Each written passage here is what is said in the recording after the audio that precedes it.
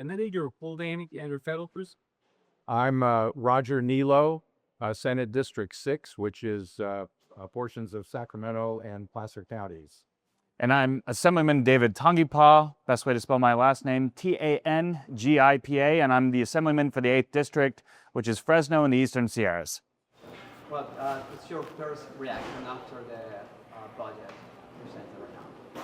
There was a lot of detail there, so I'm not going to give a full analysis of the budget, but it was a little bit frustrating that we had to wade through almost an hour of discussion about the federal government and President Trump. I get it. He is running for president, but we have a basic problem of an ongoing imbalance of revenues and expenditures. That's what we're calling the structural deficit. That existed before President Trump was even elected. So California's problems are California's problems. That's important to keep in mind. And as sort of a broad initial overview, he now balances the budget with taxes that are almost 10 times the revenue reductions that he's citing. And with that, we still have over $30 billion of internal debt, and the governor says he's solved the structural deficit through 2028. Well, he hasn't. The structural deficit still exists to the tune of $10 to $20 billion for every year beyond 2028. So that problem is meeting the new governor as soon as he takes office, and it's plaguing the rest of Californians. I would say my initial reaction to this is, let's remember how we started this year and under the governor's proposed January budget. He had talked about how we were in deficits and we were projecting deficits. Now we're seeing, obviously, our revenues actually increase. But let us remember, this is a record revenue year for the state of California. We have never had more resources available to us in the history of the state of California.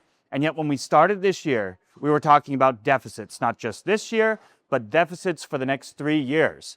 And now how he's initially balancing the budget is by playing budget games and putting a lot of budget band-aids. And everything that he's talking about beyond this fiscal year, I think, is smoke and mirrors. How can he say that 2027, 2028, and potentially 2029, where he is no longer the governor, that he is making decisions? So if he was in the NFL, he would have been drafted as a punter, because he's punting everything to the next governor and the next legislature to handle the issues that he has not been able to solve.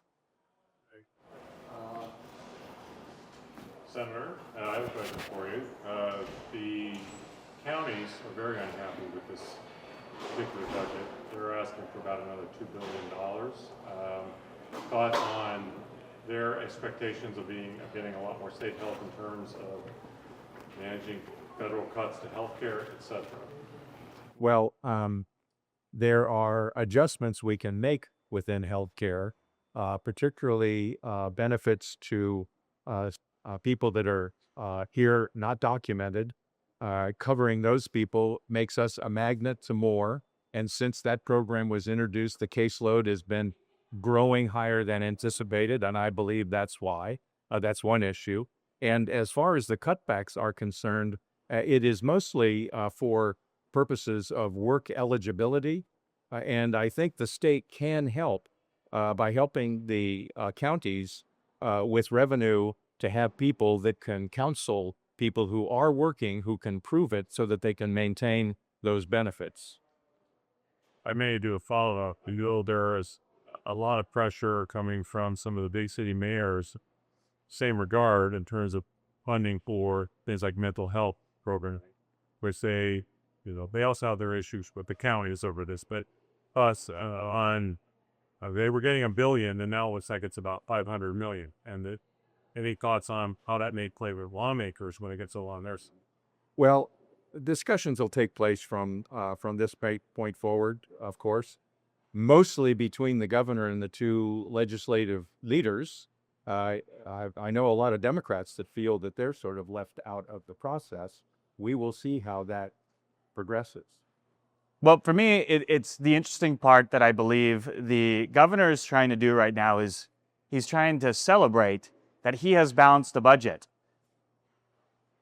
He's simply celebrating doing his job. And unlike others on the national scale that claim that they inherited a budget deficit, Governor Newsom has been the governor for the last 8 years. And he's trying to celebrate that he balanced his own deficit, that he's taking care of the problems that he created. And this is the greatest part about what has happened throughout his entire administration, is you have a Democrat federal administration and a Republican federal administration, but yet you had the same problems here in the state of California.